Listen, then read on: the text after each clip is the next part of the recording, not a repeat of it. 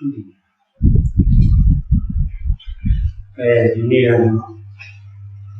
ဦးရမှာပြည့်ပြည့်ဝဝထိုင်ရမယ့်အချိန်ကဒီချိန်ပဲရှိတယ်ရှိတော့မနေ့ကဆိုလို့ရှိရင်တစ်ချိန်ကတော့မြတ်စွာဘုရားနေတယ်သူကြည့်ပဲကြံခဲ့အောင်ထုတ်ခဲ့တာတွေကိုတရားသံဃာဆရာမိဘနန္ဒနန္ဒတိုင်းကိုမိတို့အဓိကတော့မိဘဒီခန္ဓာတွေရလာတာလကတဲ့နေရာကိုမိဘနှစ်ပါးကြောင့်ဒီခန္ဓာကြီးတွေရလာတယ်အဓိကတော့မိဘအရေးကြီးတယ်သူဘုရားတရားသံဃာကပြောတယ်ဒီခန္ဓာကြီးတွေမွေးထုတ်တာမိဘနှစ်ပါးမွေးထုတ်တာအဲဒီတော့အဓိကတော့မိဘအရေးကြီးတယ်တရားကြောင့်တရားသိလာတော့ဒါတွေပုံပြန်တရားသိတော့ဘုရားလည်းမြင်မယ်မိဘရဲ့ဘုံကြီးလည်းမြင်မယ်ဘုံကြီးလောက်ပေါ်တယ်အကယ်၍မိဘတွေမရှိတော့ဘူးဓာတ်ပုံတွေရိုက်တာအဲဒီဓာတ်ပုံကြည့်တော့ငါမိဘပဲဆိုတဲ့ပုံကိုယ်တွေကဒါပြဉ္ညာနေကြတော့မှန်တာပေါ့ပရမအနေနဲ့မမှန်ဘူးဒါကစက္ကုနဲ့စေတာပရမနဲ့ကြည့်လို့စက္ကုနဲ့စေတာအဲ့ဒီပုံကိုကြည့်ချင်းရပြန်ငါ့ကိုဘယ်လိုဆုံးမခဲ့တယ်ဘယ်လိုဝင်နေခဲ့တယ်ဆိုတော့ငါ့ကိုဘယ်လိုမွေးလာတယ်ဘယ်လိုဒုက္ခခံပြီးတော့ကြောင်းနေထားခဲ့တယ်ဆိုတာလေးကိုပြန်ပြီးတော့တွေးမိတာဒါခုံပေါ့ပြီးပါတော့မရှိတော့ဘူးဆိုတော့ဓာတ်ပုံမှာဝက်ရှိတယ်အဲ့ဓာတ်ပုံကလည်းပြီးပါလားဆိုတော့မဟုတ်ဘူးစက္ကုနဲ့စေတာဒါပရမမြင်နဲ့မြင်မှပုံပြောက်မှပုံမှပုံရောက်ပုံပြတ်မှဟုတ်ပုံမပြတ်ဘဲနဲ့ကိုယ်မမြင်နိုင်ဘူးပုံပြတ်မှပုံအာမအဲ့ဒီတော့ပုံကိုပုံဆိုတာပြင်းရတယ်ပရမကပုံကိုမြင်ရအဲ့ဒါကြောင့်မလို့မနေ့ကမနေ့ကတည်းကတော့9ရက်လုံးတော့မိမိတို့ဒိဋ္ဌာနဲ့ရှင်းနေတာတွေကိုတရားသံဃာဆရာမိဘဖြစ်တဲ့အနန္တဘိုင်းဝင်တွေကိုပူရဲပူဇော်ရဲကိုယ်တိုင်နဲ့ကိုယ့်ရဲ့စကားမှာအထုတ်ခဲ့တာတွေကို30ဘုံမှာရှိတဲ့ပုဂ္ဂိုလ်ကြီးအများတန်းဝေပြီးတော့မနေ့ကမနေ့ကျတော့အာရုံဒိဋ္ဌာတက်ပြီးကိုယ်လိုရဖို့ပြန်ရတာပေါ့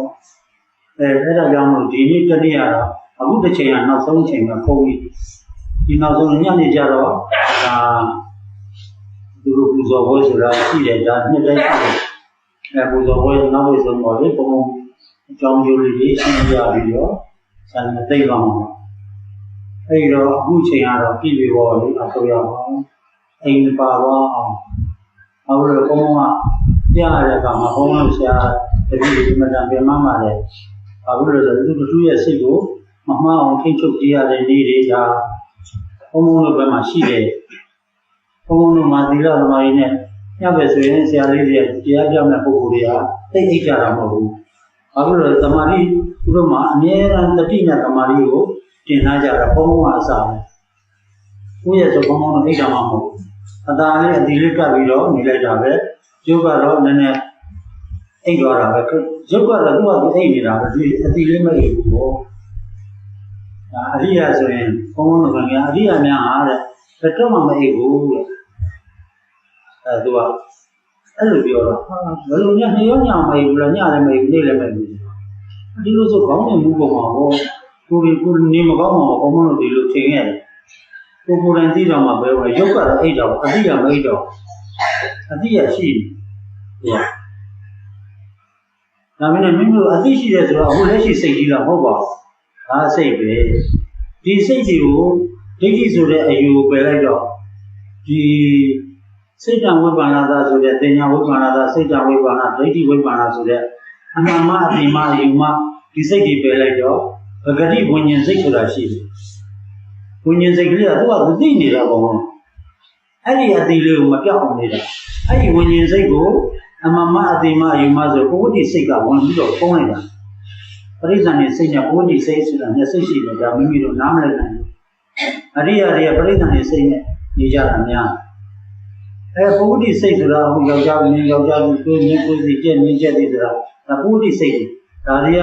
32ပုံလည်းမဲ့စိတ်တွေအဲ့ဒီစိတ်တွေကိုဘုံဘုံမှာဝေဒနာနဲ့ပြပြီးတော့ချုပ်ပြီးတော့ထည့်နေတာဒိဋ္ဌိကိုတတ်နေရတာဒီစိတ်မှာဒိဋ္ဌိပြက်တာ ဒါတွေကဘုံဘုံတို့လက္ခဏာပိုင်းနေမှာသဘောပေါက်လာလိမ့်မယ်အခုပိုင်းကတော့ဘုံဘုံဒီလောက်ပေါ်စရာမလိုဘူးကလေးလေးကိုသွားပြီးတော့စာရေးပေကြီးကိုလို့နားလည်မှာမဟုတ်ဘူးလို့ယောဂီတွေကိုဘုံဘုံကလက္ခဏာဘက်တွေဟောတယ်နားမှာလည်းကြားတယ်အဓိပ္ပာယ်မသိပါဘူးဒါကြောင့်မို့ယောဂီတွေနဲ့တဏ္ဍာလေးတွေဘုံဘုံချောက်ပြီးတော့ချဟောပြီးတာဒီလားတော့ဒီအခုစခန်းတွေကတော့ဘုံဘုံဒီပြည့်တွေနဲ့ပြီးတယ်ဘုံဘုံတက်เสียမလို့ဒီလိုလက္ခဏာစခန်းတော့ဘုံဘုံတက်เสียမလို့ညာစခန်းတွေကြောင့်မှဘုံဘုံလာတော့အခုကတော့တော်တော်လေးကောင်းပါတယ်ဘုံဘုံကိုယ်တိုင်လည်းဒါလည်းရှိတယ်နောက်လည်းယောဂီတွေကလည်းဒါရှိလို့လည်းဘုံဘုံတက်တာပါအဲဒီတော့ဒီပုဂ္ဂိုလ်တွေကရတဲ့ရတဲ့ပုဂ္ဂိုလ်တွေပဲလို့ဘုံဘုံပြီးပြီးတော့ထည့်လာတော့ပထမတော့လာတော့အရေးအတွက်ပေါ့ငါရှူကြဆို3ရက်ရှူကြတယ်ဒါအရေးအတွက်ကနေဇံရလာမယ်အာနာပါနဇံလေးရှူတတ်လာပြီကိုရှူတာမဟုတ်သူ့ဘာသူရှူတာလေတချို့တော့ကြည့်ရကြတယ်ရှူလေးဇံပေါ်မှာရှူတတ်ပြီးတော့သူ့ဘာသူရှူနည်းတွေနားလည်လာတဲ့အခါကျတော့ဒါအရေးအတွက်ကနေအရေးချင်းပြည့်တဲ့ပုံကိုယ်ကြီးဖြစ်လာတယ်ဒါပထမဘွဲမှာအဲ့ဒီအရေးချင်းပြည့်တာကနေပြီးတော့ဒီယုံကြည်တဲ့သူ့ဘာသူရှူတာသိတယ်ဒီစိတ်ကလေးကဝေဒနာကိုတွားညှပ်ပြီးတော့ခံစားတာပြင်းနဲ့တောင်းနဲ့မသိဘဲနဲ့ဝေဒနာကိုသိတယ်အဲ့လိုဝေဒနာပေါ်မှာသွားသိပြီးတော့ဝေဒနာဟာခံစားတဲ့သဘောဝေဒနာကိုသွားသိရင်ပြင်းတာတောင်းတာချုပ်တဲ့ပုဂ္ဂိုလ်ကတော့ဒါအရေးအတွက်မှအရေးချင်းမှလူရည်ချွန်ပြတ်တာပဲဘုံဘုံလူကျင်တာအရေးလူရည်ချွန်တော့မဟုတ်ဘူးညာလုံးကြီးတယ်အဲ့ဒီတော့ကအရေးအတွက်တော့ပဲဘုံဘုံလူကျင်တာအရေးအတွက်ကနေအရေးချင်းမပြည့်တော့ပြီရှူတတ်ရမယ်ဒီပုဂ္ဂိုလ်2 နာရီတိုင်းနိုင်မယ်စိတ်ကလေးကိုပြောင်းတတ်ရမယ်ဒီလောက်ပဲအခုကအမတန်ကောင်းလို့ဘုံဘုံဝေဒနာကို6ရက်9ရက်နေ့မှာ10ရက်နေ့မှာဘုံဘုံအဓိကထားပြထွက်လက်ထွက်ကနေပြီဒါလေးတွေအိမ်ပါသွားမှာအိမ်မှာကျတော့ရှုတတ်မယ်ဒီဝေဒနာကိုဘယ်တော့မှမကြောက်ပါနဲ့ကြောက်ရင်မခံကိုယ်ရုပ်ကြီးပဲမှာဖြစ်တဲ့ဥစ္စာကိုကြောက်တယ်ဆိုတာကိုမနိုင်သေးလို့သမာဓိမရှိလို့မနိုင်ကြောက်တယ်ဆိုရင်ရှုတတ်ကိုယ့်ကိုအိမ်မှာကြောက်ရှုဝေဒနာတဲ့ရှုဝေဒနာဓမ္မသာအနာပါနဓမ္မသာဝေဒနာငါမှုသာအနာကိုယ့်ကိုဇာရိုးလေးနဲ့တင်းရှုပြီးတော့ကိုယ့်ကိုလိုက်ဒီမှာတော့ရှင်းနေကြတယ်ဆရာအာကုနဲ့လုပ်နေကြနောက်ရှုလေးတောင်အာကုတယ်ကိုဆရာလေးကရှုလေးမပြီးရင်သိပြီးတော့အားမရှိဘူးသူရှုလေးပါမှကိုကလိုက်ချက်ကကောင်းတာကိုသူနဲ့မိလိုက်တာဆရာအာကုတယ်ဒါကြောင့်မို့ဟိုကဖြုတ်သွားတယ်သူ့အာကုမှာဆိုပြီးနောက်ပိုင်းမှာကိုယ့်ကိုအားကိုးရမှာကိုအားကိုးမှမှန်အတ္တရဲ့တဏှာတော့ကိုယ့်ကိုပဲအားကိုးရမှာဘယ်သူမှအားကိုးလို့မရဘူးဒီနေ့သေကန်လေးကြတော့ဘယ်သူမှလာလို့နိုင်တာမဟုတ်ဘူးဘေးကထိုင်ကြည့်ရုံပဲရတယ်ကိုယ်ပဲခံစားအောင်ကဲသူဝေးတယ်အဲ့ဒီကြကိုဖြစ်လာရင်ကဲသူကိုဝေးတယ်ဘယ်သူမှမကဲနိုင်ဘူးဒီကိစ္စကြီးအဲ့တော့ကဲနိုင်တာအခုတရားမှတာကအချမ်းမရှိဘူးဘုံဘုံတို့ဒါကိုဒိဋ္ဌပြောရတယ်ဒါကဝေဒနာကောင်းဘုံဘုံပြတာဒါ2 စက္ကန့်3 စက္ကန့်လောက်မှပုံပုံဒီဝေဒနာဘက်ကိုနင်းပေါ်တာအခု10ရက်နေရာနေပေါ်ပြီးတယ်အခု10ရက်နေရာပေါ်ပြီးတယ်9ရက်နဲ့ဒီ4ချိန်10ချိန်လောက်ရသွားရင်ဒီပုဂ္ဂိုလ်ဟာတော်တော်ဘုဒ္ဓနာတစ်ချက်တည်းနဲ့တနည်းအားဖြင့်ပြောပါတယ်တချို့ကြားတယ်ဝေဒနာကိုသိသွားတဲ့ပုဂ္ဂိုလ်တင်းနာတောင်းတာလေးချုပ်သွားပြီးတင်းနာတောင်းတာမရှိဘဲနဲ့ဝေဒနာပဲသိတဲ့ပုဂ္ဂိုလ်တွေပါတယ်ဒါပါရမီဓုတွေပေါ့ပုဂ္ဂိုလ်တွေဒါတွေရှိပါတယ်ပုဂ္ဂိုလ်ဆိုတာပါဖို့ပါတဲ့အိတ်တယ်အများကြီးတော့မဟုတ်1 ယောက်စား2 ယောက်စားရှိဘုံဘုံက24နှစ်သားကျင့်လိုက်တာဒီဝေဒနာချုပ်ပြီးတော့အမတန်ဒီမချမ်းသာဘူးတဲ့နေရာလူသားတွေမရောက်ဘူးတဲ့နေရာချမ်းသာတဲ့စိတ်ကိုဘုံဘုံရဘူးကွာအမတန်ကောင်းတယ်ရဘူးတော့ဒါလေးကိုဝဲတာဟောဘုံဘုံသိပြီဒီညောင်းတာညတာချုပ်ရင်ဒီနေရာရှိတဲ့ဆိုဘယ်တော့မှဘုံဘုံရုံးတဲ့လေကလတိုင်းမှာဆိုမလုပ်ဘူးဒီမှာအလုပ်တာလုပ်နေတာအောက်ကဝေဒနာတက်တာအသုရှုနေတာဟုတ်လေသဘောကျတာဒီနေရာလေးကဘယ်လိုရသဘောကျကြမှာကြီးပဲရိုက်တာမရဘူးဒီနေရာအဲ့ဒါမြင်မှုရတဲ့ပုဂ္ဂိုလ်ဒီမှာတရားကိုမဲ့ဘုံဘုံအဲ့မှာမှတ်သွားလူဝိမော24နှစ်လားမှတ်သွားတော့ဒီတရားကိုပဲရှာတာပဲရှုတာပဲရှုရင်းရှုနဲ့လမ်းကြီးလွဲသွားတာပေါ့လေဘာလို့လဲဆိုတော့သူကလည်းအဝိဇ္ဇာရဲ့လက်ချက်ကလည်းအရန်ကောင်းတယ်။နောက်လူတွေမလိုက်နိုင်ဘူး။ဒီသူ့ဘက်ကိုပါသွားမယ်သူဆွဲတာပဲ။ အခုအယသမားလည်းအယသမားပဲဆွဲတယ်ဖေသမားလည်းဖေသမားပဲဆွဲမကောင်းတဲ့ဘက်ကအစွမ်းမြန်သူကလူ့ပဲကောင်းဒီလိုပဲရှင်ရင်းရှင်နဲ့ပါလေတဲ့အကြမ်းမြင်တွေဘက်ကဆွဲတော့အကြမ်းမြင်နေနဲ့ဘုံဖြစ်ခဲ့ရတယ်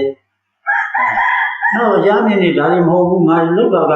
ခန္ဓာမှာချုပ်တယ်လွတ်တဲ့နေရာမှာရှုတာဒါတွေပေါ်လာလို့ဒါမဟုတ်သေးဘူးဒါတွေပေပြစ်ချက်ရှုဘာတွေရလာလဲဆိုတော့တကားကိုပြောက်တဲ့ပြတ်တွေရပြန်တယ်ဒါလည်းမဟုတ်ဘူးဒါတွေကိုပြောက်မှုတွေမှမလို့ချင်ဘူးကိုပြောက်လို့ရတယ်ဒါတွေကလုံရင်လေအကုန်ရတယ်ဟိုခန္ဓာကိုယ်ကြီးကအမျိုးမျိုးပုံစံသွင်းလို့ရမိမိတို့က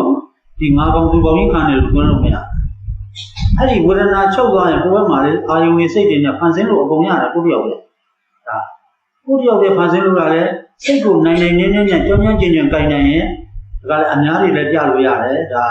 စိတ်တံဝိမာနာသခေါ်တယ်စိတ်ရည်လှည့်စားချက်တွေကကိုယ်စိတ်ကလှည့်စားမှု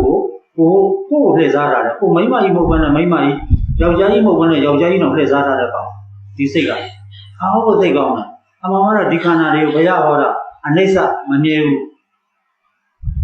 ဆိုတော့အနိစ္စမမြဲဘူးတဲ့တို့ကငါတို့ယုတ်ကြီးကအမြဲရှိနေတယ်မဟုတ်လားကိုယ်ယုတ်ကြီးတွေကကိုငငယ်တွေကယနေ့ထိအမြဲမရှိဘူးလားရှိနေတယ်ဘုရားကအမြဲမရှိတော့တယ်ကိုကအမြဲရှိနေတယ်အမြဲရှိအောင်ကြည့်ဆောင်ခလေးလေးဘဝကနေပြီးတော့အငွေဝင်းကကျွတ်တော့အနီးလေးနဲ့ထုတ်ထားတယ်နောက်လက်ကရချီကားနဲ့အနီးလေးလွတ်လာတော့ပက်လက်ကလေးကနေသူ့ဘာသူမှောက်တယ်မိဘမှောက်ပြီးတာလည်းကိုယ့်ကမှောက်သူ့တဘာဝနာတဘာဝသူ့ဘာသူဒီရုပ်ကဟောတာအနတ္တသူ့လို့သူလုပ်တာမှောက်လာတယ်မှောက်တာနေပြီးတော့နောက်ဘာဖြစ်လဲပထမခေါင်းထောင်လာတယ်မှောက်တာနေတော့ခေါင်းလေးထောင်နေပြီးတော့လူသုံးလခေါင်းထူတယ်သုံးလလောက်ဆိုရင်ခေါင်းထူတယ်အခုတော့သုံးလမနေပါဘူးအမတန်မြန်နဲ့ကဲ့တယ်သူကတလာဘွဲလောက်နဲ့လည်းခေါင်းထူတူးနေတာလေဒီသာသနာနဲ့ကျုံးလုံးလင်းပြီးတော့သာသနာတွင်းပြက်လာတော့အသည့်တွေအများပေါ်တော့နင်းနဲ့စိတ်တွေပေါ်လာအောင်အဲ့ဒီတော့နောက်တော့ကလေးဘက်သွားလေမိဘကလေးဘက်သွားခိုင်းတာသူ့ဟာသူသွားတာမိမိတို့ဖြစ်ခဲ့တာလေနော်ကိုကြည့်ပါငါလာခဲ့တဲ့ဇာလငါလာခဲ့တဲ့ကန္နာရာပြေးရမိဘဝင်းရကျွတ်ပြီးတော့ငါဘယ်လိုလာခဲ့တယ်လဲဒီယုတ်ကြီးအဲ့ဒီကနေပြီးတော့လေးဘက်သွားနေပြီးတော့မတ်တဆန်းရက်အဲ့ဒီကနေပြီးရက်တက်လာတယ်ဖြစ်လာသဘာဝတည်းကြီးကသူ့ဘာသူအနိစ္စမမြဲဘူးပြောင်းလဲပြေးလာအဲ့ဒီယနေ့အပြိုလေးတွေလူပြိုလေးတွေကနေပြီးအိမ်တော်ရသားတွေတချို့မကြတဲ့လူလည်းရှိတယ်အခုယနေ့အထိအသက်တွေဟာ30 40 50ဆိုတာဖြစ်လာကြတရွေ့နဲ့ပြောင်းလဲပြီးတော့လာရတာအနိစ္စတရားတွေကိုလူတွေမသိဘူးနေ့တိုင်းငါယုတ်ပဲငါကိုယ်ပဲရုပ်ကတော့အိုးလာပြီအိုးလာတဲ့ငါယုတ်ပဲအဲ့ဒါအရင်တနေ့ကဘုံဘုံသာကိတမှာဒီမလာခဲ့အတိအိမ်တိမ်သွားမှပဲဆိုသွားတော့လမ်းမှန်တယ်ဒါပေမဲ့မရောက်တာကြတော့အိမ်တွေကတမျိုးကြီးပြောင်းနေတော့မသိဘူးပေါ့အဲ့တော့ဘုံဘုံရဲ့မသိတော့လမ်းနဲ့ချိုးလိုက်တဲ့အခါကျဘုန်းကြီးတယောက်အဲ့တော့ဟိုဘက်သွားရင်လည်းလမ်းတွေကကိုယ်လည်းမသိဘူးဒီလမ်းတော့လမ်းမှန်တယ်လို့ပြောရင်ငါလမ်းမှန်သလားမသိဘူးအဲ့ကောင်ကားပြန်နောက်ဆုတ်သွားတယ်ဘုန်းကြီးမေးအောင်ဘုန်းကဦးစင်းအားရမလေးကလည်းနောက်ဆုတ်ပြီးတော့ခေါ်လိုက်ပါတော့အဲ့ဒီဘုန်းကြီးခေါ်လိုက်တော့ကြည့်လိုက်တော့ကိုယ့်ရဲ့အသိဖြင့်ဘုံနဲ့9နှစ်မြင်ကြည်စမ်းသူ့ကိုဘုန်းကြီးကိုဘုန်းကြီးမှမသိဘူးမသိတာကိုပြောပါတယ်မင်းမာလားငါအဘိုးကြီးမှလို့ငါကမှလည်းမင်းမြင်မှငါကမှအဘိုးကြီးမှသူ့နဲ့ဘုံက9နှစ်ကြီးတာပဲသူကအမအဘိုးကြီးတယ်ဟိုတော့လေလို့သွားမေးရအဲ့ဒါလိုဖြစ်တယ်ပုဂ္ဂိုလ်ကတော့ငယ်တဲ့ဘုံစိတ်ကလေအိုးရမရှိဘူးသူကအဲ့ရုပ်ကြီးတာအိုးသွားတယ်စိတ်ကဘယ်တော့မှမအိုးဘူးသူကမအိုးလို့လည်းသူကအဲ့ဒီဘုံမှာသူလှုပ်ချင်ရလောက်ကံနေပြုတ်ပြီးတော့နောင်ဘဝကိုလည်းရုပ်နဲ့ဆက်ထွက်တာတို့ကဘာနဲ့ပြုလဲဆိုတော့ဝင်ကစွတ်တွေလိုပဲဘုံဘုံတို့ရှစ်တန်းလောက်တုန်းကဗေဒာဥကျင့်မှုတရားကိုဘုံဘုံတို့သင်ခဲ့ရပြင်လဲသပြန်ပြုတ်မှာဝင်ကစွတ်ဆိုတဲ့အကောင်ရှိဝင်ကစွတ်ဆိုတာဘုံဘုံတို့နားမလို့အောက်သားတွေဝင်လေရောက်လေတိုင်းသားဆိုနားမလို့ပင်လယ်နဲ့လည်းမသိဘူးပင်လယ်ကျေကြီးဆိုတာကကြားဘူးကကိုလည်းမမြင်ဘူးဘုံဘုံကထားမယ်ဆရာဝင်ကစွတ်ဆိုတာဘာကောင်လဲပြီးတော့ဝင်ကစွတ်ဆိုတာတဲ့သူ့မှာအခြေသားမရှိဘူးတဲ့ သူများကိုယ်နဲ့မှားနေရတယ်ဘယ်လိုမှားနေလဲကိုယ်လည်းမရှိတော့ဘယ်လိုလုပ်သွားလဲသူကတဲ့သူများခရုခွန်တွေခယူလည်းဝင်သွားပြီးတော့ခယူလုပ်သွားတာပဲတဲ့ခယူဝင်နေတာသွားတယ်ရောက်ခွန်တွေရောက်ခွန်လည်းဝင်သွားတယ်တဲ့သူ့မှာကိုယ်ပိုင်အခွင့်မရှိဘူးတဲ့ဒီခယူတော့ဒီဝင်ကစုပ်ကောင်ပါအဲ့လိုပြောအဲ့ဒါနဲ့တော်တော်ထူးဆန်းတဲ့ကောင်ပဲဒါနဲ့သူကကိုယ်လည်းမရှိဘဲနဲ့သူဘယ်လိုသွားတယ်လဲဘုံကသိသိကြဒါဆရာလည်းမေးလို့ပါတယ်ဒီလောက်ပဲကိုကမေးတတ်တာကိုဆရာဘုံကရှစ်တန်းဘိုးဆရာတန်းကြီးဆရာကို6တယ်ဘုံကလေးတန်းဆရာများလေလိုင်ဟိုးကလိုင်ဒီဘက်ကကိုပြေးတာကိုရှစ်တန်းဘိုးရောက်တော့လေးတန်းဆရာဆိုအရက်ကြောက်ဘုံတို့ကိတ်ကအဲ့အခုရှစ်တန်းဘိုးရောက်တယ်ဘုံတို့ရှိလက်တက်တော့ကိုရမရှိဘူးရှစ်တန်းအောင်လေဆယ်တန်းတက်ပြီပဲအဲ့လိုရှိတယ်ကိုရတန်းမရှိဘူးအဲ့တော့ဆရာကိုကြောက်ရတယ်အဲ့မှာဆရာမမေးရတော့ဟိုသူတော့ပဲပြောတော့ကိုလည်းရှေ့မမေးတတ်တော့အဲ့ဒါနဲ့နေတော့နောက်ဒီမှာတရားတွေအားထုတ်ပြီးတော့တရားတွေပြလာတော့အကြီးကျွန်းကပြင်နေဘုံအကြီးကျွန်းကသူတို့ရှိမှတရားစခန်းလို့လာပြင်တော့ဟောကိုလည်းမရောက်ဘူးကဲသွားမယ်ဆိုအကြီးကျွန်းကိုဘုံလို့သွားဟိုလည်းအဲ့ဒီတော့စန္ဒီမာလို့ဘဝသေးဘူးစန္ဒီမာရဲ့အမကြီးတွေဝတ်တယ်ဘုံနဲ့ပါသွားအကြီးကျွန်းအခုတော့တည်တော့ပါပြီသူလည်းအကြီးကျွန်းပါတော့မှအဲ့ဒီအိမ်ကလည်းလေသူကလည်း5စီ6စီလောက်ရှိတယ်ဟို5ဖက်နဲ့ဒီဒီပေါ့သူကတတိလို့ခေါ်မှာပေါ့လေသူ့မှာအိမ်ကြီးကလည်းအကြီးကြီးပဲဘုံဘုံ20စက္ကန့်2ရက်လောက်ရောက်သေးတယ်ကားလည်းရုပ်ရှင်တွေကလာကြကျော်ဟင်းတို့လူတို့ဖမ်းတာလည်းလို့မေးတော့တရားလာထုတ်တယ်မှာတော့မဟုတ်ဘူးရုပ်ရှင်လာရိုက်တာသူတို့ကဘာလဲတခါကတဘောကဆိုတော့ပါဆိုတော့အဲ့ဒါလာရိုက်တာသူတို့ကအဲ့ဒီအိမ်မှာပဲလာသေးကြတာပဲအဲ့တော့သူတို့တော့တစ်ဆိုင်နဲ့တိုင်ဝင်ထိုင်းသားတဲ့ကြသေးတယ်အားတဲ့ချိန်လေးလားတိုင်ဘုံကတော့ရှုပိုင်းတာပဲအရှုပိုင်းအတုပါပြဒါပဲလုပ်တယ်ကျန်တာတွေမလုပ်ဘူးအဲ့ဒါလို့နဲ့ဒီတော့တနေ့အဲ့ဒီတခါကြီးကခဏဒီတောင်မြင်မှာဒီပင်လေကိုပင်လေကန်းစားပင်လေထဲမှာဆိုတော့ခဏလို့ဘုံကဆွဆိုတာတွေ့ဘူးလားအားရှိတာပေါ့ကြာတော့ရဲ့ပြုတ်ကြကြများဆိုလိုက်ကြည့်တဲ့ခါကျတော့ဘာတွေ့လဲဆိုတော့ခရုပ်လေးသွားနေတာတွေ့တာခြေတော့ကလေးနဲ့သွားနေတာအဲ့ဒါဘုံကစုပ်ကြာတော့ခရုပ်ပဲဟုတ်တယ်ကြည့်ရဆရာတော့တော့ကြသူဖက်သွားလိမ့်မယ်ဒါလေးသွားတော့ခရုပ်မနာရဖက်ဆိုဖက်တော့မိကုန်းလေးလိုသိမှုညံ့အဲ့ရောက်ခွန်နဲ့ဝင်သွားဒီမှာခရုပ်လေးကောက်ပြတော့ဟောင်းအောင်လေးအဲ့ဒါကအဲ့ရောက်ခွန်နာသွားပြီးတော့သူကရောက်ခွန်နာမှာကင်လိုက်ပြန်လို့ဆိုမရှိပြန်သူကုန်းသူတော့ဝင်ဆက်သွားအမတန်မြန်နေပါသူကကိုယ်လည်းတော့ရှိပါတယ်ဒါပေမဲ့သူများအမှားကိုယ်လည်းနေတယ်ဒါလို့ဒါနဲ့ဘုံဘုံကလည်းသဘောပေါက်သွားတော့အဲ့မှာဘင်းနာရောက်တာတော့ကိုဘင်းနာရောက်တာကျုပ်ကသွားပြီးတော့သူပြောတယ်ကသွားပြီးတော့တိုင်မဲလို့ထွက်သွားကြအဲ့ဒီဝင်ကဆွဆိုတာသူများကိုမှားဆိုတာအဲ့ဒီမှာလို့တော့ဘုံဘုံကအဲ့ဝင်ကဆွနဲ့ဟောခဲ့သေးတယ်ဘုံဘုံတို့တွေကလူကုန်နဲ့လာဆွကြတယ်ဒီခန္ဓာကိုယ်ကြီးပြီးသွားရင်32ဘုံမှာဘုံတော့မဆွတ်တဲ့ခန္ဓာကိုယ်မရှိခဲ့ပါဘူးဘုံဘုံဆိုတာအစုံဆွတ်ခဲ့ဘူးလေခွေးတော်ကကိုယ်ဝဲစားကိုနဲ့ဆွတ်ခဲ့ရကလားတွေများတယ်ကလားဘုံကနဲ့ဆွတ်ခဲ့ရတယ်ကလားတိုင်းပြည်မှာနွားတွေဖြစ်ခဲ့ဘူးလေဒီပြည်မှာတော့မဟုတ်ဘူးတိရစ္ဆာန်ဘုံမှာတော်တော်များခဲ့တယ်ကြည့်လိုက်အဲ့ဒီတော့ဒီခန္ဓာကြီးကအခုလူဝင်နဲ့လူခန္ဓာခဏဝင်ဆွကြတာဒီဉာဏ်တရားချုပ်ကဒီယုတ်ကြီးကပုတ်ပြီးတော့အဲ့ဒီကိုပြုခဲ့တဲ့ကံကကိုယ့်ဘက်ကိုသွားဆွတ်ပြန်အောင်သူကကိုပြုတဲ့ကံနဲ့ယုတ်ကဆွတ်တာလေဘုံကဆွတ်တဲ့သိတူတာပဲဘုံလို့ခဏတာလေးဘာမှမဟုတ်ဘူးနော်ဒီယုတ်ကြီးကမြဲတာမဟုတ်ဘူးအနိစ္စကြီးအနိစ္စလို့မထင်ပါနဲ့အားလေးဘုံတခါ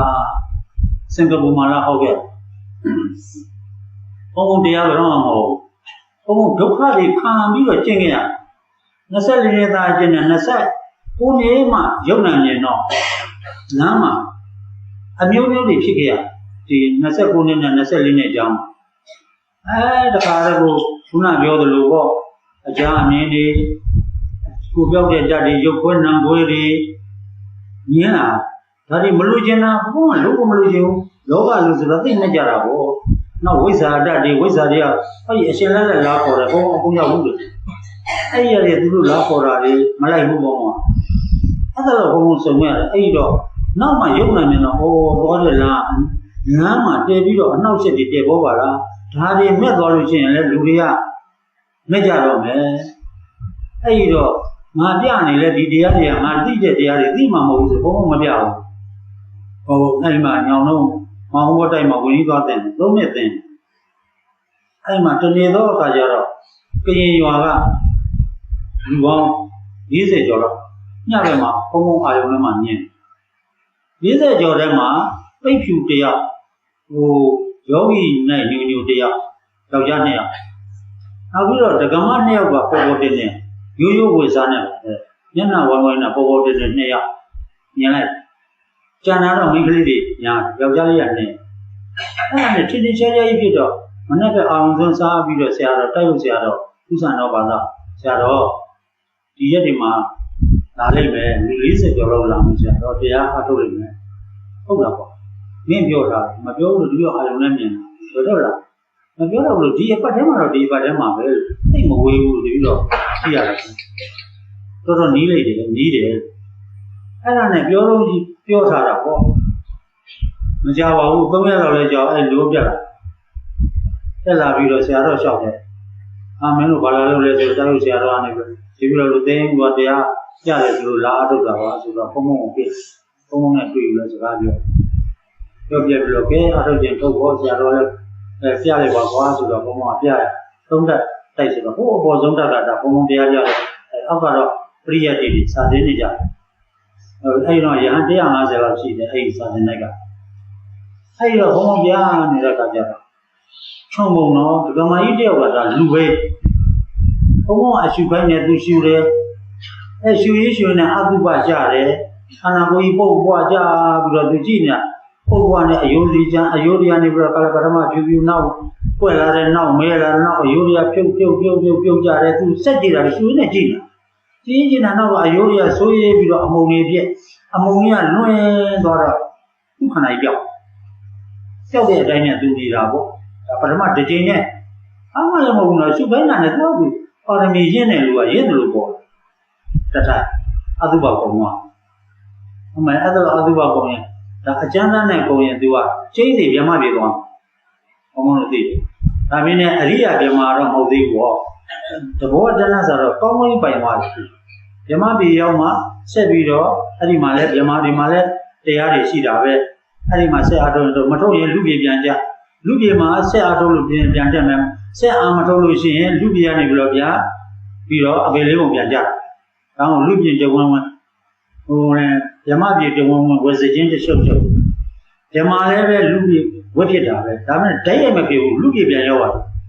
လူပြေရောက်ပြီးတော့မှအဲ့ဒီစိတ်တရားကုသိုလ်စိတ်တွေများရင်တော့ဝတ်ပြန်ဖြစ်တယ်ဒါဇလန်းနေမှာမြတ်စွာဘုရားရှင်မောကလန်ဟောတဲ့ဇလန်းနေမှာရှိပါတယ်ဓမ္မလည်းပဲမမြဲဘူးပုရုဇဉ်ဓမ္မဟိုအရိယဓမ္မကြတော့မြဲတယ်သူကဘုံဘုံမေးတယ်အရှင်မများတယ်ဒီလိုတရားအထုတ်တဲ့လူနဲ့မဟုတ်တော့တဲ့လူတည်တော့နတ်ပြည်အတူတူရောက်ကြတယ်ဟုတ်တယ်လို့ရောက်ဟောဒါနသီလတွေပြည့်တဲ့ပုဂ္ဂိုလ်လည်းနတ်ပြည်ရောက်တယ်တရားထုတ်တဲ့လူလည်းနတ်ပြည်ရောက်တော့သူတို့တပုံနဲ့လားဗျာတဲ့ဒီတပုံနဲ့နေတာပေါ့အတူတူနေတယ်ဘယ်လိုနေပါလဲဗျာလို့ပြောဟောလည်းသူတို့အကောင့်ထဲနဲ့ပြလို့မှမရဘူးဥပမာပေးရဒါကြီးကြုတ်ပြောမယ်အုံးမင်းတပင်ရှိတယ်အုံးကြီးဒီကသီးရဆိုပါစို့ဗျာဒီမှာပြီအဲ့ဒီအုံးသီးတစ်လုံးမှာအိမ်မြောင်လေးတစ်ကောင်ရှိတယ်လို့အဲ့ဒီတစ်ကောင်ကတော့ငှက်ကလေးတစ်ကောင်ပေါ့လို့ငှက်ကလေးရဲ့အိမ်မြောင်လေးရဲ့နှစ်ကောင်ရှိတယ်အုံးသီးကနတ်ပြေထားလိုက်ဗျာလို့ပုရုဇဉ်ပြမပုရုဇဉ်နတ်ကအိမ်မြောင်လေးအရိယာနတ်ကငှက်ကလေးအုံးသီးကြွကြတော့ဘူးပါသွားအိမ်မြောင်လေးပါသွားပါတယ်ဗျာအဲ့ငှက်ကလေးကတော့သူ့ပါသွားမပါဘူးနောက်အုံးသီးနာသူကဘုံစင်တက်ပြန်သွားတယ်အဲ့တော့မှဒီလိုဆိုပြီးတော့သဘောပေါက်ပါပြီဗျာဥပမာပေးရဆိုလို့သဘောပေါက်အဲ့တော့ဒီကမာကြီးကပရမတစ်ချိန်နဲ့နော်အတုပကုံသွားတယ်ဒါမှမဟုတ်လမ်းဆုံးအောင်ကြည့်လမ်းဆုံးရွာတွေ့တယ်ဘုံဘုံဟောနေလမ်းဆုံးရွာတွေ့တယ်ဆိုတဲ့စကားကလည်းပြညတ်ပေါ်လိုက်ပြီလို့ဒီကမာကြီးတယောက်ဘုံဘုံအသက်35နှစ်လောက်တုန်းကဖြစ်ဘူးတဲ့ဘုံမှုရဲ့မေးဘုံဘုံမင်္ဂလာတော်မှာနေတာကိုဘုံမှုရဲ့မေးကလာအားထုတ်တော့အတုပကြဒီမှာကြီးဆုံးအောင်လိုက်လမ်းဆုံးရင်ရွာတွေ့သူလည်းအယိုးကြီးကိုသိရိုးတဲ့ဒီမှာ ရှိတယ်အယိုးတွေသူကအသုဘမှာတော်တော်ကြာ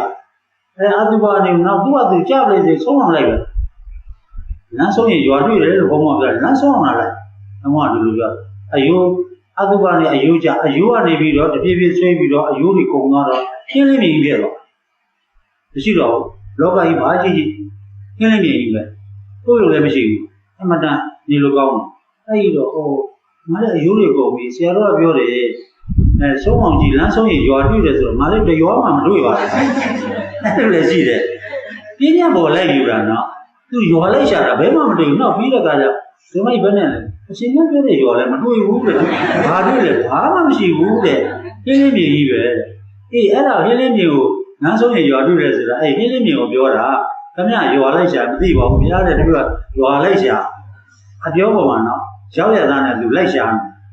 ဘုံပြောတဲ့စကားနဲ့လမ်းဆုံးရင်ရွာတွေ့တယ်ဆိုတော့ရွာလိုက်ရှာဒီတရားဆုံးသွားရင်ဆုံးသွားတဲ့နေရာကိုခံစားဆုံးအောင်လိုက်ဖို့ဘုံကပြောတာအဲ့လိုလည်းဖြစ်နေဦးအဲ့ဒီတော့အဲ့ဒီကောင်ကြီးအတုပါကိုတစ်ချိန်နဲ့နောက်တော့ကနေကင်းနှစ်ချက်ထိုင်တာဟုတ်နောက်ညပဲကြတော့ဘုံကဘုရားဝတ်တက်ရတဲ့သံဃာဘာ150ကျော်ဝတ်တက်ပြီးတဲ့အခါကျတော့9နာရီ6နာရီဝတ်တက်တယ်9နာရီဘောလောက်ပြီးတော့7နာရီနဲ့ထိုင်ပြ7နာရီနဲ့9နာရီ10နာရီပြလိုက်တဲ့အခါကျတော့ဘာဖြစ်လဲဝေဒနာချုပ်သူ10နာရီမှမတော်တော့ဘူး12နာရီမှသွားတော့တယ်အဲ့ဒီမှာကြီးသူကခန္ဓာပြောက်တော့ထိုင်ကောင်းတာပေါ့အဲ့ဒီတင်းနဲ့တောင်းနဲ့တက်တယ်ပေါင်ချီကိုလည်းမရှိတော့ဘူးအသုဘနဲ့ပုံသွားတော့ပေါင်ချီကိုလည်းမရှိတော့ဘူးကပေါင်လို့လည်းဆွဲလို့မရဘူးတင်မလို့လည်းဆွဲလို့မရဘူးတင်းတာပဲထုံတာပဲအဲ့ဒီထုံတာတင်းနဲ့တောက်နေဆိုတာကိုဝေဒနာစုလို့တရားပေးလိုက်တော့ဝေဒနာစုလို့သူကတ်ရှိသွားကတ်ရှိရင်းနဲ့ဝေဒနာလည်းချုပ်သွားရောအဲ့ဒီတော့12နာရီလောက်မှချုပ်တာကချုပ်လည်းပြီးရောသူငြိမ်ပြီးတော့ဘုံဘုံကနှာခေါင်းလေးကိုလက်နဲ့ကန်ကြည့်လေမထွက်တော့ဟောဒါသူချုပ်တာလေရှိနေသေးရင်ဒါမချုပ်သေးဘူးဘုံဘုံငြိမ်ပြီးတော့တင်းနေဖို့သွားတာဒီလိုကတ်ကြည့်လိုက်လေရှိတယ်တော့မွေ့လေးအပူမွေလေးတွေ့ရသူကလုံးဝပြတ်ဟောဒါသူချုပ်တကယ်ချုပ်တာအဲ့သူချုပ်ပြီးတော့နေတယ်လဲ12နာရီခွဲလောက်ကြာမှသူတော့လဲတော့မျက်လုံးဖွင့်ကြည့်တော့တချို့မိန်းကလေးတွေ2ယောက်3ယောက်ကျန်တဲ့လူကအိတ်နေတာပေါ့လေ12နာရီဆိုတော့ဒီကင်းကလည်းပန်းလာတော့တချို့သူကစီးလဲပြီးတော့ဟိုကရင်ဟိုတော်လေးခံလိုက်ရတာမပြောနဲ့တော့မခုနမဲ့မပစ်လို့မပစ်တော့သေသွားပြီ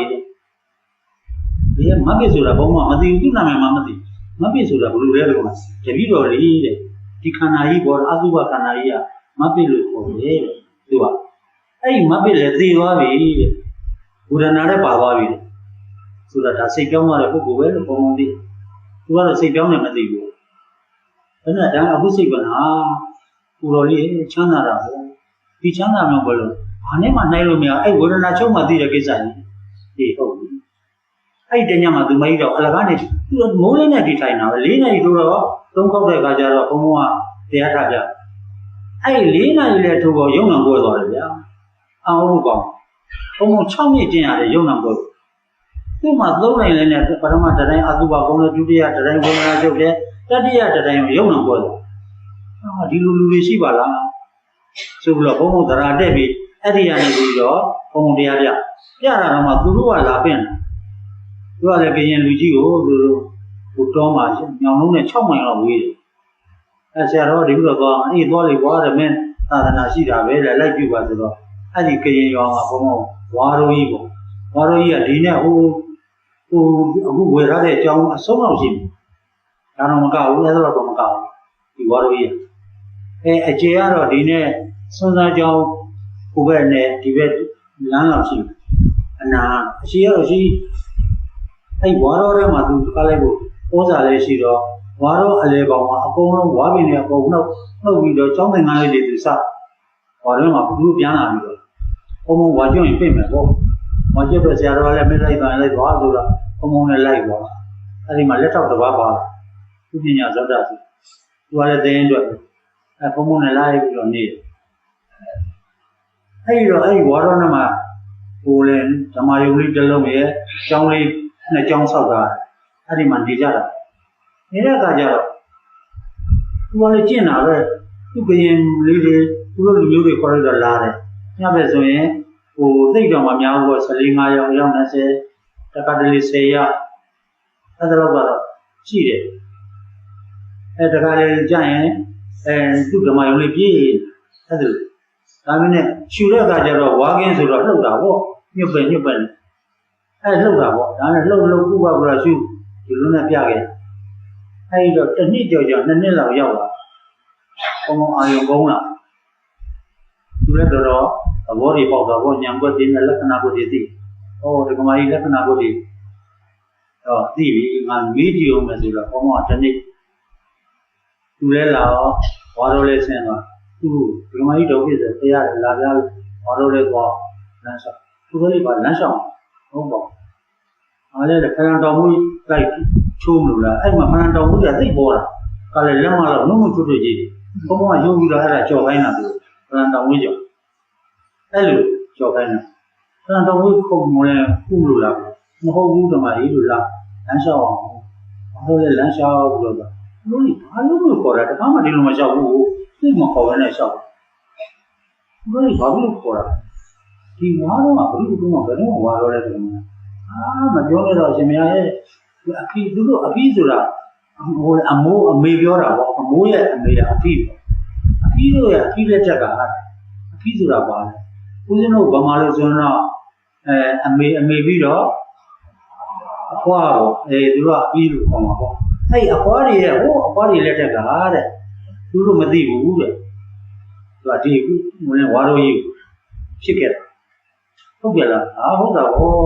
ဦးစင်းလေးရဘုံဦးစင်းလေးပေါ့ဟုတ်တာဘောဦးစင်းလေးရတပည့်တော်လည်းမသိဘူးဒါခဏအမေတို့ကမသိဘူးတဲ့ဒီအပြီးတော့မသိဘဲနဲ့အမိုးတို့ပဲသိမလဲတဲ့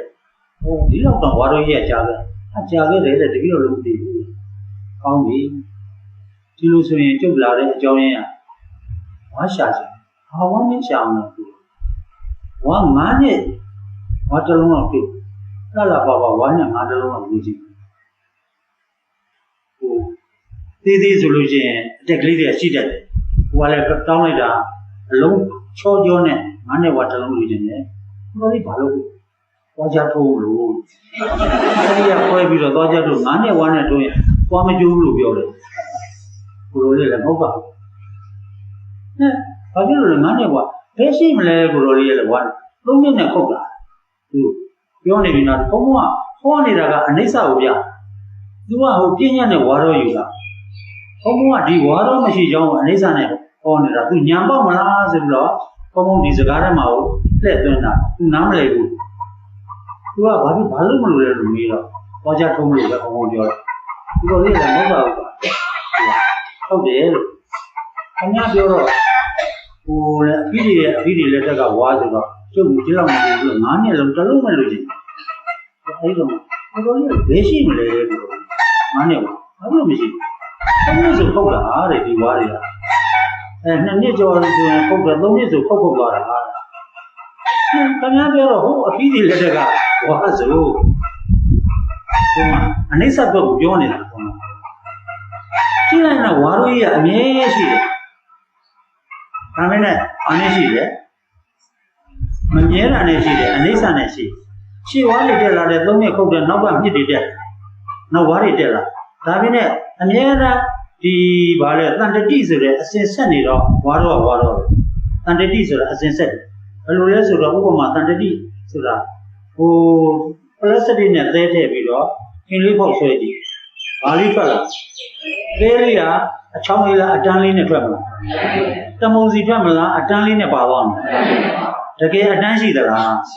မရှိဘူးအမုံလေးတွေဆက်နေ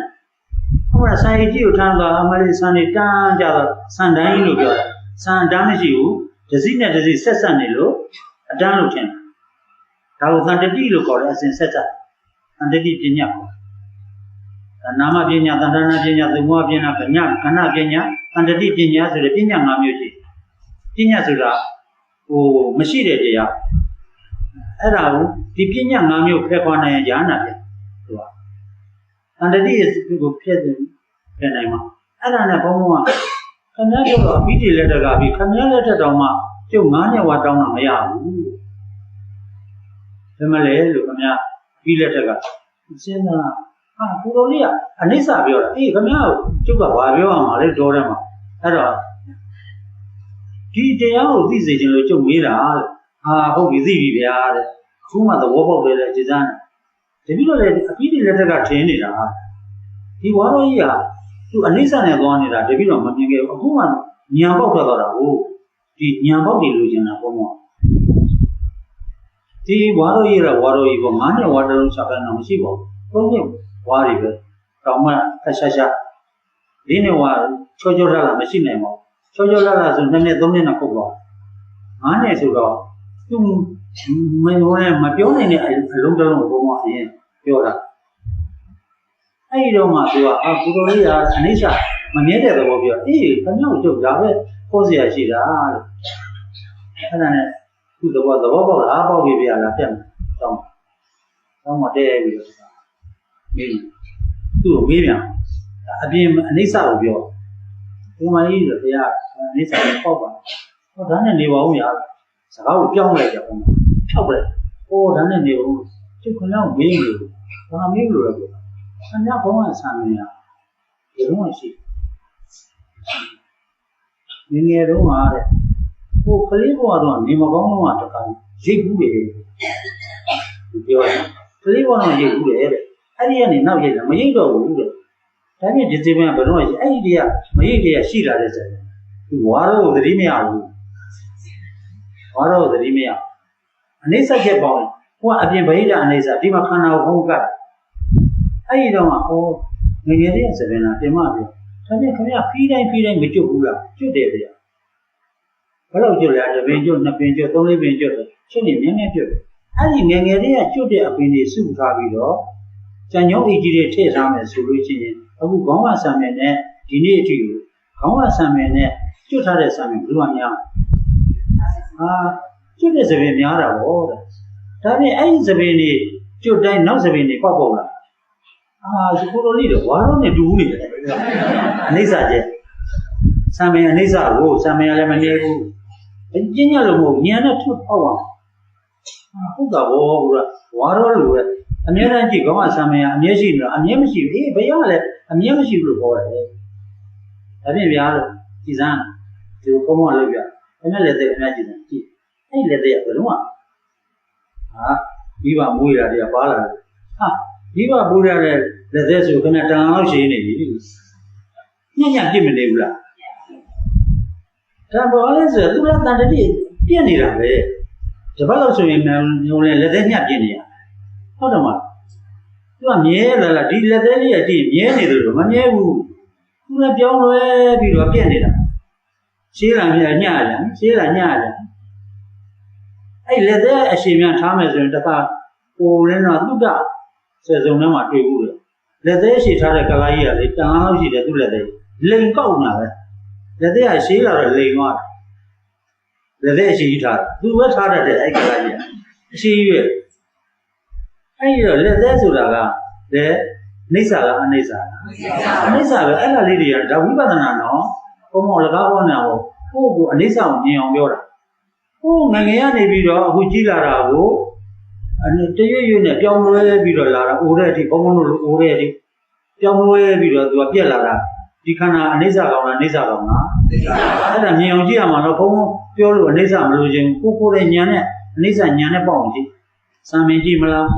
နော်လက်သက်ချီသက်ကြည့်မလားသွားတွေကြည့်မလားကောမြင်လို့လားဗျာဂျိုးလူဂျိုးပဲလိုပဲနော်ပူစာလူစာနိစ္စလားအနိစ္စအဲ့ဒါခန္ဓာကိုယ်မှာ32ခုတ္တတာဟာအနိစ္စမြင်အောင်ကြည့်ကြပါကြည့်ကြအောင်လေအဲ့ဒီတော့ဒေါပြစ်ဆိုတဲ့ဒကမာကြီးကအနိစ္စတစ်ခါလို့အကုန်လုံးပေါက်သွားတော့သူဆွဲเสียဘုံဘုံမရှိတော့ဘူးဆိုသိကဲဒကမာကြီးအနိစ္စတွေကပေါက်ပေါက်ပြီဆရာတော်တဲ့ပြီးတော့ထင်းထင်းလင်းလင်းကိုပေါက်သွားတာအေးကောင်းပြီထင်းထင်းလင်းလင်းပေါက်ရင်ကျုပ်လည်းအာယုံပြေပြီကျုပ်ရံအောင်ပြန်ကြွတော့မယ်ဆိုမမဘယ်ဟာကြွပါသူတန်ရုံးစင်ပြတ်သွားအနိစ္စပေါက်ရင်တန်ရုံးစင်ကိုပြဆွဲเสียမရှိဘူးလေပြတ်သွားတဲ့တခုကပြန်ဖြစ်ဖို့မရှိဘူးအများနဲ့ပြတ်နေတဲ့သဘောကြီးပဲသူဖြစ်နေတော့ဆွဲရင်လည်းဆွဲတဲ့ဆိုပြတ်တာဟိုဘောဘောမှာဆွဲရင်ဆွဲတဲ့စိတ်လည်းပြတ်မှာသူအနိစ္စပေါက်သွားတယ်လေအကုန်လုံးသူကယတိပြတ်သွားအဲ့ဒီတော့မှဘောဘောလည်းကြွတော့မယ်3နှစ်နေခဲ့မမဗျာတဲ့ကြွပါတခါတည်းတော့ဒီရောက်တဲ့ကမပိတ်လို့ရှိလို့တော့ ဒီလိုနဲ့ကြုံရင်ကြွခဲ့ပါဦးအေးဘုံဘုံအာယုံကြတဲ့ကကြွခဲ့မယ်ယနေ့ထိမရောက်ယနေ့ထိမရောက်ဘူးအခုဘုံဘုံတော့အဲ့ဒါအသက်30လောက်အခုဘုံဘုံမှာ90ကျော်ရောက်တော့သူပဲသေပြီလားတော့မပြောကြဘူးသူကအဲ့ဒါဘုံဘုံ30လောက်သူက45လောက်တော့ရှိမယ်အဲ့ဒီမှာအဲ့ဒါပါလေအနိစ္စနော်အခုနကတော့မတ်ပိတ်ကိုဘုံဘုံဝါရုံးနဲ့ဥပမာပေးတဲ့အနိစ္စလို့ကိုယ်ခန္ဓာကိုယ်လည်းကိုယ်ဆံမင်းနေမနေ့ကလည်းရှိဒီနေ့လည်းရှိဘုံဘုံတော်မှာအရင်တနေ့ကကိုယ်ကြီးမေးအောင်ကွာကိုယ်ဘုန်းကြီးမသိဘူးဟုတ်လားလွတ်နေတာလွတ်နေအဲ့လိုလေဖြစ်တတ်တယ်နောက်ကြတော့ကြည့်လိုက်တော့ဘုံကငယ်ချင်းပြန်ဟာမင်းဒီတော့အိုးလိုက်လားကွာကိုဟိုတာကိုမသိဘူးဘုန်းကြီးမလို့ရတာလမ်းစီအောင်ဆင်းမိတာသူပဲလိုက်ဖို့ပါတယ်ဘုံအဲ့ဒါလိုပဲကိုယ့်ဘက်ကတော့ကိုမသိဘူးဗျသူများတာမြင်တာအောင်းဘုံလို့ဒီလောကနေတည်ကြမှာကိုအပြည့်အုံးသီးလောက်ရှိပြီလေသူများငွေအပြည့်ကလည်းနှမ်းစီလောက်ပြည့်နှမ်းစီလောက်သွားမြင်တယ်ကိုအပြည့်အုံးသီးမမြင်ဘူးလောကနေတည်တဲ့မှာရှိပါတယ်ကိုဘက်ကတော့နံပါတ်1ကတော့ကောင်းပြီပဲအဲ့လိုထားတယ်အဲ့ဒါကြောင့်လို့ယနေ့ကိုဒါတွေကျင့်လာတော့အနိစ္စပူတာတင်းတာတောင်းတာဆိုတော့ဝေဒနာလည်းရှိတော့ဝေဒနာလည်းမမြဲဘူးပြတ်မှာပဲနှလုံးသွင်းသွင်းတဲ့စိတ်လည်းပြတ်မှာဒါဘုံဘုံတို့ဒီလက္ခဏာပိုင်းတွေကြတော့မှဘုံဘုံဟောဘက်တွေအယမ်းများလားရုပ်ဇာတိနာဇာတိပြလိုက်ရင်ပြတ်တယ်ဟောဉာဏ်ရှိတယ်တထိုင်နဲ့ရုပ်ဇာတိနာဇာတိပြဟောဒီဝေဒနာတွေအကုန်ချုပ်